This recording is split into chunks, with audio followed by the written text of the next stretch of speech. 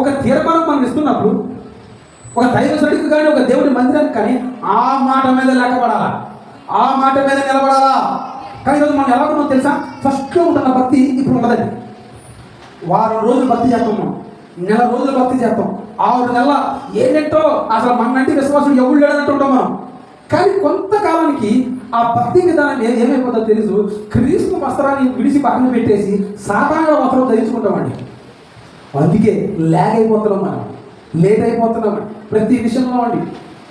ఓ మాట దేవుడితో మాట్లాడితే వినబుద్దవదు, స్ట్రైట్ ఫార్వర్డ్గా దేవుడు నిన్ను ఖండిస్తే నువ్వు పడవు, తగ్గింపు అస్సలు రాదు. ఒక దైవజనుడిని నేను అమ్మాయి ఇలా నేర్చుకోవాలి, రే ఇలా ఉండాలంటే మనం వాళ్ళు ముందాము ఒకలా మాట్లాడతాం, వాళ్ళు వెనకాలేమో వాడి గురించి తప్పుడుగా మనం మాట్లాడతాం. అంటే ఈ మనసు చూడండి ప్రియమైన సగం ఎలా ఆలోచిస్తుందండి. నువ్వు తీసుకుంటున్న తీర్మానం, నువ్వు చేస్తున్న క్రియకి అస్సలు పోల్చలేదు ప్రియమైన సగం. ప్రభు ఏం చెప్తున్నాడు తెలుసా? దేవుడు నీ మాటను చూడ కానీ నీ క్రియలను చూస్తున్నాడు. బయట అమ్మో దేవుడిని మనం ఆరాధిస్తున్నాం, లోపలేమో సాతాను గారిని ఆరాధిస్తున్నాం అనే విషయం గమనించాలా.